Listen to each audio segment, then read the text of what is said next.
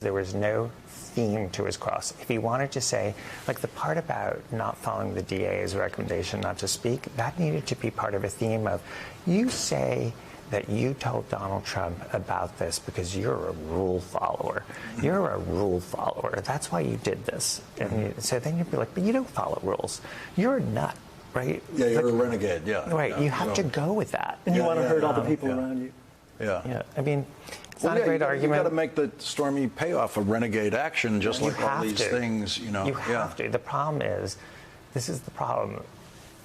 This was like his best line, the most important line, I think, was his saying, I wanted to get paid back. Yeah. How was I planning on getting paid back if I didn't tell him that I would pay the money? Yeah. Right? I mean, like, it was just, it's like, of course. Right. And Michael Cohen did not have $130,000 to lose. You know, as you listen to his the way his life is financed, it's like he didn't have it. And then he's like, Alan, you can pay. And he's like, no, I've got summer camp and education. Right. Alan, who makes $1 million something, is saying, he's like, I'm not paying. I'm not paying. Alan Weisselberg, I can't afford to pay I feel you're myself. paying, buddy, but I got tuition bills. It's incredible, that whole thing. So what about what is going to be the apparent absence of Alan Weisselberg?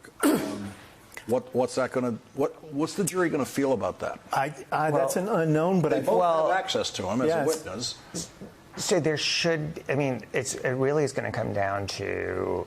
I mean, I think the prosecutors sort of blew it in terms of what they should have asked for.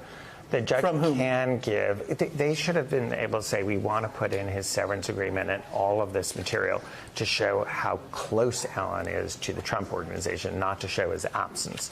And then they need to ask for an instruction about that. But the judge does give an instruction about don't speculate about why certain witnesses are not here. That's like a pretty standard thing. Right. And so they've got to ask for that because they're going to worry about where's Keith Schiller and mostly where's Alan Weisselberg. Right.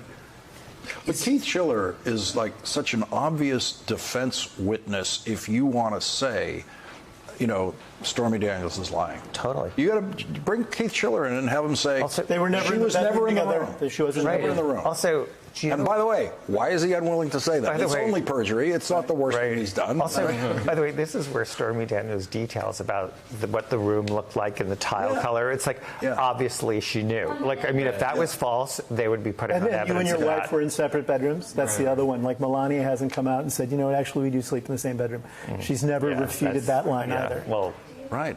Yeah. I mean, nothing's actually refuted, right? There's no. I mean, we have a very strong chance of 0 witnesses from the defense. Exactly. I mean, they basically said that, but for Donald Trump, the only other witness they're thinking of calling is a possible expert. About what? Right. So who the hell knows? Accounting. He asked for clarity on who that would be. Right at the end. We're going to have a hearing tomorrow at 4 o'clock about this expert witness. If thing. Blanche wraps up his cross.